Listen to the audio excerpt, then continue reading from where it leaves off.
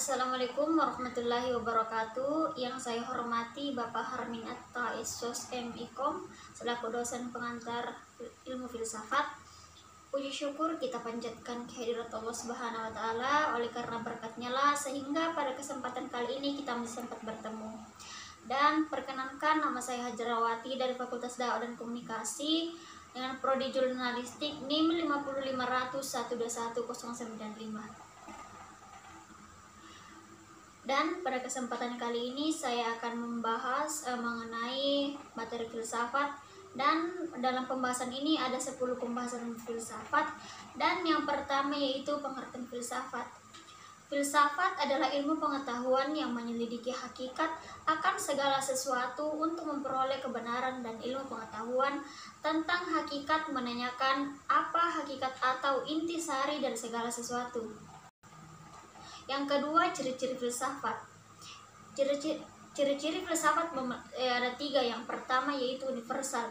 Universal atau menyeluruh, yaitu pemikiran yang luas dan tidak aspek tertentu saja. Dan yang kedua, radikal, yaitu mendasar, yaitu pemikiran yang dalam sampai kepada hasil yang fundamental dan esensial. Dan yang ketiga, sistematis, yaitu mengikuti pola dan metode berpikir runtut dan logis meskipun spekulatif. Kemudian pembahasan yang ketiga yaitu macam-macam filsafat. Yang pertama yaitu filsafat sosial. Filsafat sosial adalah filsafat yang mengkaji manusia dengan kedudukannya sebagai makhluk sosial. Yang kedua, filsafat biologi, yaitu filsafat yang meneliti manusia dengan unsur raganya. Dan yang ketiga, filsafat antropologi, yaitu filsafat yang meneliti manusia dengan unsur kesatuan jiwa dan raganya. Yang selanjutnya itu filsafat etika. Filsafat etika yaitu filsafat yang meneliti manusia dengan unsur kehendaknya untuk berbuat baik dan buruk. Yang selanjutnya filsafat estetik, yaitu filsafat yang mengkaji manusia dari unsur raganya. Dan yang terakhir filsafat agama, yaitu filsafat yang mengkaji manusia dengan unsur kepercayaannya terhadap supranatural dan lain-lain. Dan kemudian materi selanjutnya yaitu cabang-cabang filsafat. Yang pertama yaitu ontologi. Ontologi atau seringkali disebut dengan istilah metafisika merupakan salah satu cabang ilmu filsafat yang menjelaskan mengenai hakikat segala sesuatu yang ada. Yang kedua, epistemologi, yaitu salah satu cabang filsafat yang mengamati tentang asal mula, metode-metode, susunan, dan sahnya sebuah pengetahuan. Yang selanjutnya, aksiologi. Aksiologi pada umumnya berbicara mengenai nilai dan kegunaan dari segala sesuatu yang berkaitan dengan kaidah moral, pengembangan, penggunaan ilmu pengetahuan yang didapatkan. Dan yang selanjutnya yaitu logika. Logika adalah salah satu cabang ilmu filsafat yang berbicara mengenai aturan berpikir agar dapat aturan tersebut bisa diambil kesimpulannya yang benar. Dan kemudian selanjutnya yaitu aliran filsafat. Yang pertama yaitu idealisme. Idealisme adalah aliran yang menganggap bahwa kenyataan atau realistis tersusun dari jiwa dan juga ide. Kemudian rasionalisme, yaitu aliran yang mengedepankan Allah sebagai satu-satunya sumber pengetahuan yang bisa dipercaya.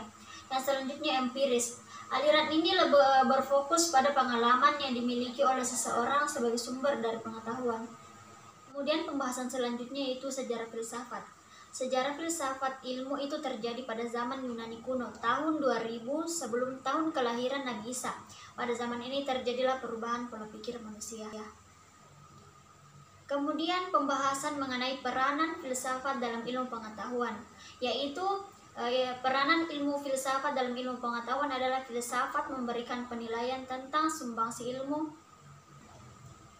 Dan ilmu adalah pengetahuan tentang bidang tertentu yang diutus secara sistematis, dan pengetahuan adalah informasi atau maklumat yang diketahui atau disadari oleh seseorang. Kemudian materi selanjutnya yaitu hakikat ilmu pengetahuan. Yang pertama, idealisme. Para pengikut idealisme percaya bahwa ilmu pengetahuan merupakan proses psikologis yang bersifat subjektif. Kemudian empirisme. Empirisme mengenal asal-usul pengetahuan. Menganut aliran empirisme itu mengatakan bahwa pengetahuan berasal dari pengalaman indrawi. Kemudian pragisme, yaitu Penganut pragmatisme, esensi pengetahuan terletak pada aplikasi praktisnya dalam kehidupan, dan pengetahuan adalah pembawa tindakan. Kemudian pembahasan selanjutnya yaitu sarana berpikir ilmiah dalam filsafat ilmu. Yang pertama yaitu peran bahasa dalam sarana berpikir ilmiah. Bahasa merupakan alat komunikasi verbal yang dipakai dalam seluruh proses berpikir ilmiah. Yang kemudian peran matematika dalam berpikir ilmiah. Untuk melakukan kegiatan ilmiah secara lebih baik diperlukan sarana berpikir, salah satunya adalah mare max. Yang selanjutnya itu peran statistika dalam berpikir ilmiah.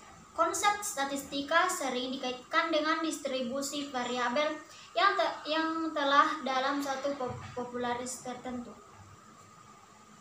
Demikianlah pembahasan materi kita mengenai filsafat ilmu, dan kesimpulannya yaitu yang pertama, istilah filsafat berasal dari bahasa Arab yaitu falsafah, atau juga dari bahasa Yunani yaitu filosofia dan philen, cinta, dan sophia, kebijaksanaan. Jadi bisa dipahami bahwa filsafat berarti cinta kebijaksanaan. Yang kedua, macam-macam filsafat. Yang pertama, sosial, biologi, antropologi, etika, estetika, dan agama. Kemudian filsafat memiliki 3 ciri yaitu universal atau menyeluruh, radikal atau mendasar, dan sistematis. Sekian pemaparan materi saya. Mohon maaf jika ada kekurangan. Wassalamualaikum warahmatullahi wabarakatuh.